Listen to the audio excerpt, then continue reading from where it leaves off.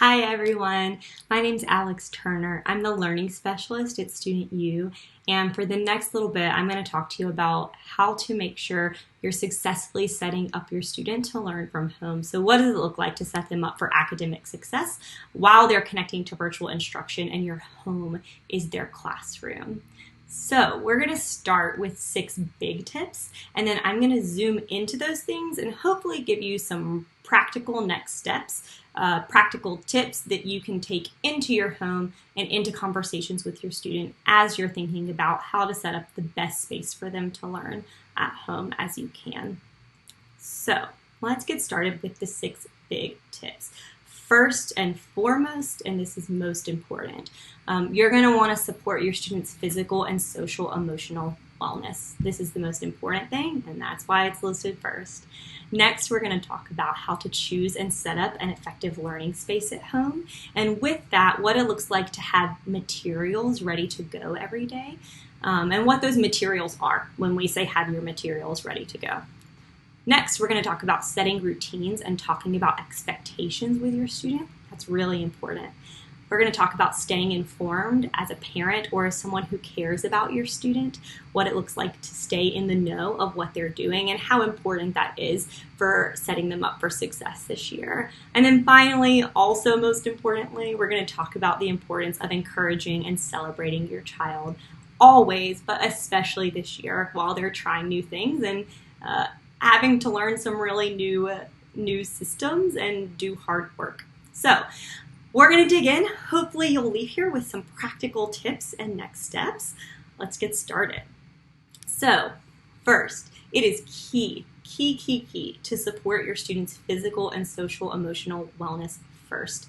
Research has shown us time and time again that students need to be physically and emotionally well in order to work to their greatest academic potential. We cannot ask students to successfully access their learning brains fully if they're not first taken care of as whole human beings, and it's our responsibility to set them up for success in this way. So, what does that actually look like? Here are some practical things you can do to make sure this is happening. 1, make sure your student is eating 3 healthy meals a day. Especially you want to get a good breakfast in so that their brain is ready to go and ready to learn, that they're staying fueled with lunch midway through the day and eating a good dinner. I would also say throw some snacks in here. I didn't mention water, but it's also really important to stay hydrated. We want to fuel our students' brains by fueling their bodies first. And so keeping them fed and hydrated is going to really help their brains thrive. Next, think about spending time outside every day. The sunshine, the fresh air, it's really good for us. Structure some time to do this, even if it's 5 or 10 minutes, go for a short walk, go outside with a pet, even just sit outside for a few seconds and soak up the fresh air longer if you can. But spending time outside every day is really, really important, and that's an expectation and a rhythm you can create with your student at home.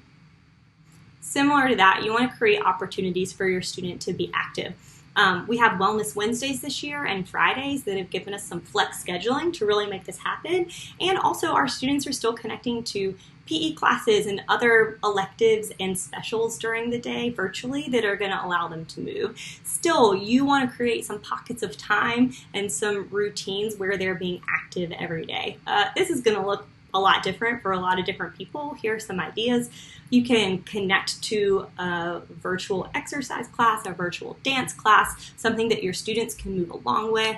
You can go outside and play some sports, practice building some sports skills. You can take a pet for a walk. You can even just go on a short walk as a family. But being active is also really, really important for keeping our bodies well and allowing our brains to function at their highest capacity. Finally, and this is so important, you want to pay attention to your child's social emotional wellness. And notice if something seems off. Research has shown us that students, for them to be socially emotionally well, a huge factor in that is having at least one positive relationship with an adult in their life, and you have the opportunity to be that person that they trust, that they know is going to listen to them, that they know is going to notice if something's off and follow up on that. So know your student, spend time with them, listen to them, support them. And if you think something feels a little off or that they may be struggling in a different way than usual, reach out to someone. Reach out to your student school or to their teacher, and they can connect you with some resources to make sure your student is staying really emotionally well during this time. So first, support your students physically, socially, emotionally. That is key. That is first. Next, you want to choose and set up an effective learning space at home. I'm going to tell you what I mean by that. So we know that creating an effective space where your student can work is really one strategy you can use to better set them up to focus on virtual learning and to focus on their classes every day. So I want to give you a glimpse into what an effective space looks like, sounds like, feels like. Here are my tips. So an ideal workspace should, best case scenario, stay the same each day. Our brains thrive on rhythm and routine. If your student is sitting in the same space or standing in the same space to work each day, their brain's going to kind of know this is my workspace. Talk to your student, walk around your home, think about where that space might be, and try to choose a space together. This is where I'm going to work every day. This is my school space. This is my office space. The more consistent it can be, the better. Obviously, life happens. You might have to switch it up a day. That's okay. But the more consistent, the better. Next, an ideal workspace should be in a low distraction zone. Now, again, we're all humans. We're all different. Every student's different. A low distraction zone might look different for different types of learners.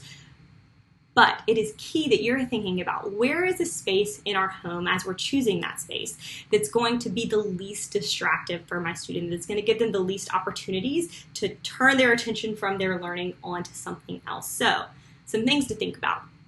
The actual surface or space where your student is working, how many things are in that space?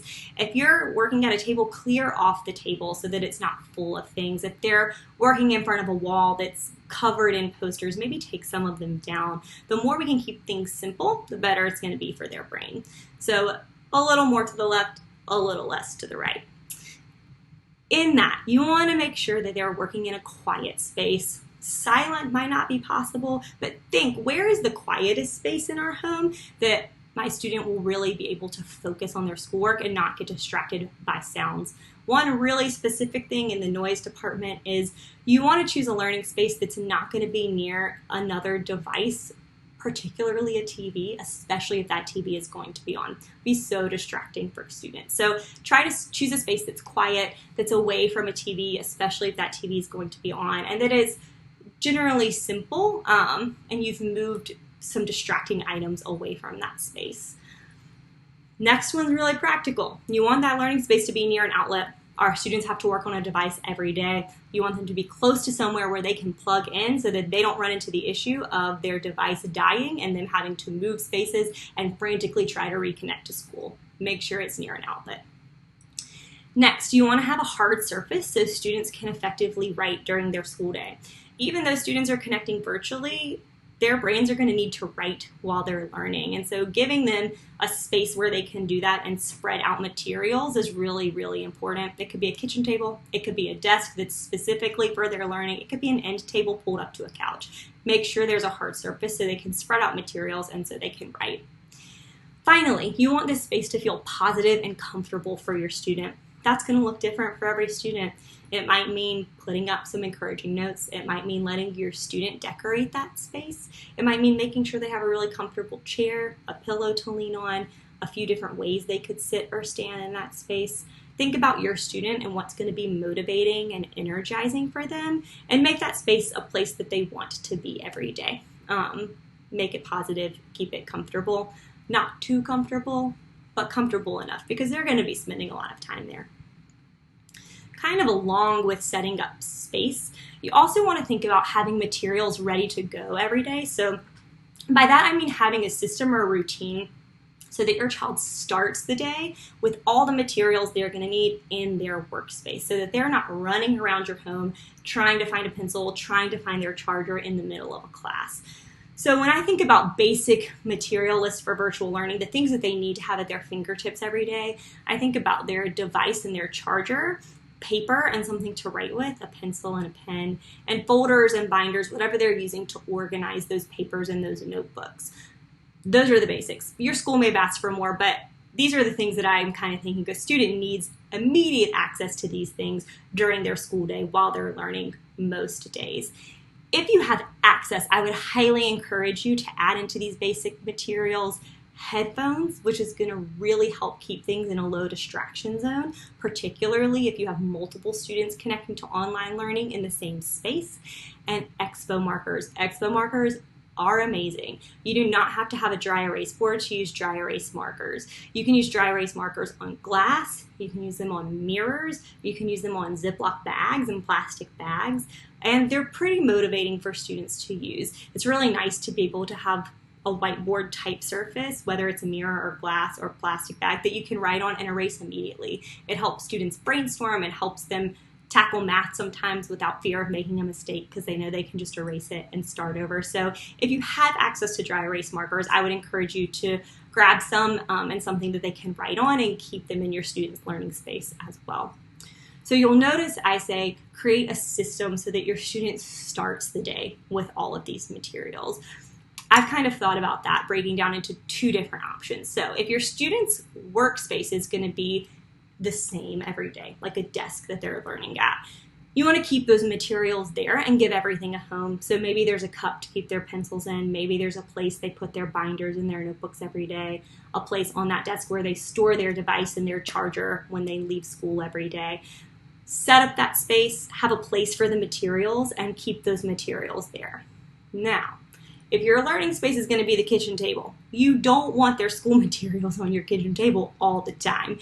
So the other option, if your student is going to be working in a space that's also used for another purpose in your home, is to use a bag, like a book bag even, or a box to keep all their materials in and move them to and from that learning spot every day. The key with both of these, I think, is to create a routine of putting school away every day. So putting materials back where they go, whether that be at their desk or into their book bag, and moving that book bag away from the table where they're working, creating a rhythm of putting materials fully away and then pulling them out before the school day starts so that they're starting their school day with everything they're going to need. My fourth tip for you is to set routines and talk about expectations with your student. So research again has shown us that brains thrive on routine and brains need expectations. Predictable routines and clear expectations help students thrive as learners, and that's part of the reason classroom teachers spend so much time thinking about the routines, procedures, and expectations of their classroom. Teachers are still doing a lot of that work, but in some ways, your home is now your student's classroom, and so you get to do some of this work too to really set your students up for success. So here are some quick tips for ways that you can set some important routines and begin talking about expectations with your student. The first is to keep a really consistent wake up time. And the key here is to make their wake up time before 30 minutes before the school day starts.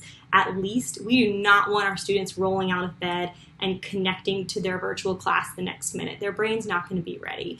Give them some time to wake up, to eat a healthy breakfast, and to be really ready to connect to school. When school is not virtual, students often get this time built in already on the bus or on the ride to school or on the walk to school, and this year we don't have that. So you're gonna have to create some of that buffer time yourself. So keep a consistent wake time. Make sure it's before their school day actually starts so they have time to wake up and their brain really has time to get ready to learn. Next, quick, simple, effective. Post your child's daily schedule in their school space. You can write it, you can print it, post it up. This could and will look different for different students. For a younger student, it may be like have some pictures in it and be a really quick glance at their day. For some of our older students, middle and high school, it's going to be a little more complicated, detailing the actual ins and outs of their day. But having that schedule posted so a student can reference it is super helpful for their brain. Next, want to think about setting a clear distinction between school time and out of school time to keep our students well and to keep their brains really focused during school time. Again, when we're not virtually learning, this happens anyway because students get on a bus, get to school, they're in the school building, and then they leave the school building. That's not happening this year. You're going to have to think about how you can set some of those boundaries yourself. One example here is maybe after school ends every day, creating time before students start doing homework where they can go outside, have a snack, take a break, create some clear delineation there so that there's a clear difference between before school time, and after school time. Next, you want to think about creating rhythms and checklists for your students during their unstructured time. So during breaks in their school day, and also during those asynchronous days where students may not have as regimented or structured of a schedule from their school. DPS has provided actually a lot of great materials and options for what students can be doing on those asynchronous days. And there are some ways that you can help your student use those days productively by setting some routines. So a few ideas here. All of our students have breaks written into their daily schedule. You could sit with your student and decide, give some routine and rhythm to those breaks. So maybe break number 1 is always going to be going outside. Break number 2 is going to be having a snack. Break number 3 is going to be a break for rest or mindfulness. You could also say, hey, go outside at least 1 break a day. It doesn't have to be this regimented, but creating some routine and some expectation there. And the same stands in a different way for those asynchronous days. Talk to your student about what are the most important things to do this day. Maybe they do have some things to log on to for school, but it's not going to take up their whole day.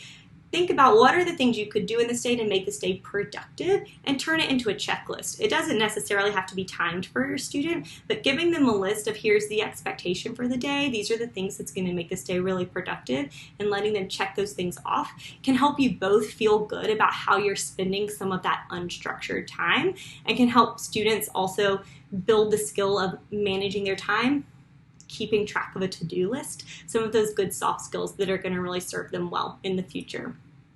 And then finally, set phone expectations. Cell phones are lovely and devices are helpful in so many ways, but they are also so distracting. We have all been in the situation of noticing a notification pop up on our phone, not really wanting to look, but we can't help ourselves, and all of a sudden we find ourselves reading our emails, checking this app, getting another notification, jumping to this app, and it's now been 20 minutes that we've been staring at our phone. Happens to us, it definitely happens to students. During learning time, your students should not be looking at their phone.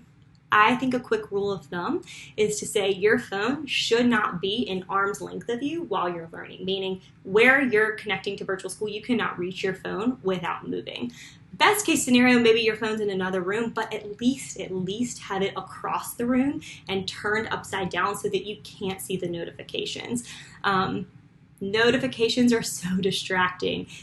Keep the notifications out of view and keep the phone out of arm's reach. Some teachers may be asking students to grab their phone to connect to a Kahoot or to use their calculator, pull up Google Maps. There are some good functions of phones, so you might not want them hidden in the house, but keeping them out of arm's reach is going to make sure if students need them, they have access, but it's a little less tempting to get immediately distracted by while they're learning. So you may be thinking, okay, these are all great, but especially if you're not home all day, how in the world am I going to make sure my student is doing these things? That I do not have a super easy answer for you for, but I do have one big tip, and I think it is to stay informed. To me, one of the best ways you can hold your student accountable for successfully learning this year is knowing what they're doing. Knowing what they're doing is not only going to allow you to know what they're doing and if they're following through on what they're supposed to be doing, but it's going to help you build a stronger relationship with them because they're going to know that you care and you're going to have more to talk to them about. So DPS has given us a lot of actually really helpful tools this year to stay informed, and I want to show some of those to you. The first you probably know about, it's PowerSchool. Most of us are familiar with PowerSchool. This is where you can find your students' grades, their attendance, and their historical academic data. If you don't have access to PowerSchool, connect to your student's school, talk to the data manager, and they can help get your student's ID and password so that you can set up a parent account. Next, at this point, you probably know students are using Canvas. That is the online learning management platform that DPS has chosen. Canvas is how and where students are connecting to their classes every day. One really cool feature of Canvas is that you can set up a parent observer account. What that means is you can have a parent account connected to your student's account that allows you to not only see all of their classes listed, you can also dig into their assignments, and that's different than PowerSchool. So on your Parent Observer account, you can see past assignments if they've been turned in, and you can see future assignments. You can see what's coming up. This is really helpful for you in holding your student accountable to be able to say, hey, I see you have a quiz on Friday. Have you studied for it yet?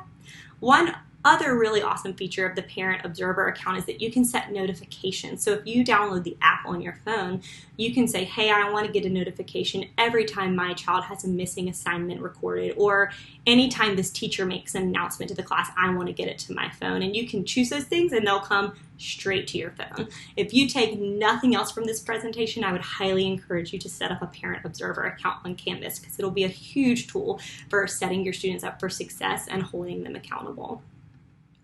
Next, and this is no different than non-virtual learning, but you want to communicate with your students' teachers. The Canvas app, the Parent Observer account and app, actually allows you to send messages directly to teachers through Canvas, which is awesome. You can also email them. You should call them. With virtual learning, a lot of teachers have more time for office hours and to meet with students individually this year, and that's huge. If your student is struggling in a particular class, reach out to that teacher and ask what options they have. Teachers are working really hard this year and have the time and space to do a little extra one-on-one support, and they want to do that with your students. So communicate with teachers, learn about what's going on in their classroom, and ask them how you can be better supporting your student in their class or in their content area, because they will have ideas for you. Next, especially now that we're a week or so into school, get a tour of Canvas from your student. Ask them to log in and show you the student-facing side of what they're doing every day. Ask them how they get to their class, their virtual class, where they find their assignments, where they can see a calendar of their assignments, where they see their to-do list. Have them give you a tour so you can visualize what they're doing every day. And it also helps them reiterate to themselves how the platform works and tools they can be using to help themselves stay on top of things and stay focused. Finally, ask your students specific questions about their day. And this goes into staying informed. When you're staying informed, it's easier to ask your students specific questions about their day, like that project that they may have coming up in 3 days that you know about because of your Parent Observer account. Try to steer away from just saying, how was your day? And ask more specific things like, what did you do in math today? How did that presentation go in your ELA class? Have you thought about your topic for the science project? The more specific questions you ask, the more you're going to know about what they're doing, and it also really helps you build a strong relationship with them. Finally, super important, my last tip for you is to encourage and celebrate your child. It's always important. It's especially important this year. It is your job and your opportunity to be their #1 cheerleader. Again, a huge marker of social emotional wellness is a child having one positive relationship with an adult in their life, at least one. And you have the opportunity to be that person. We know, research has shown us time and time again how positive feedback impacts the brain. It boosts confidence, it increases motivation, and it'll also strengthen your relationship with your student. So here are quick tips for how you can encourage and celebrate your child this year. First, notice and celebrate your students' successes, big and small. This goes into staying informed. Notice if their grade goes up by a point or two. Notice if they turn in a big assignment. Notice if they turned in all their homework for the week and they hadn't been doing that. Notice the successes and celebrate them, both the big ones and the small ones. We want our students to know that we're paying attention to them, we're noticing, and that we're proud of the hard work they're doing. One other practical tip is to leave or send encouraging notes to your student throughout the day. This could mean leaving a sticky note in their laptop for them to find, leaving a sticky note on the refrigerator for them to find, leaving a note somewhere, or it could mean shooting them a text message throughout the day saying like, hey, I know your project's due today, you've got it. But communicating those positive messages, maybe even not when you're physically with them, can be really powerful for students. So think about how you could be leaving or sending them notes and positive encouragement throughout their day. Finally, this is my last tip. It is definitely okay and important to acknowledge that the current moment, and particularly the current moment in school, is new and it's difficult. Our students are being really flexible right now. They're learning new systems and they're persisting through tough circumstances. Acknowledge that to them. Celebrate them for that. Tell them that you're noticing, and acknowledge that they're doing really hard work, because they are. And you are too. The big overarching thought that I want to leave you with is that you should be proud of yourself for how hard you're working. I want you to tell this to your student, and I also want you to hear it from me to you. This is an unprecedented year. We are all doing the best that we can. You should be proud of yourself for how hard you're working to support your student, and you should also tell your student to be proud of themselves for how hard they're working to manage all of this.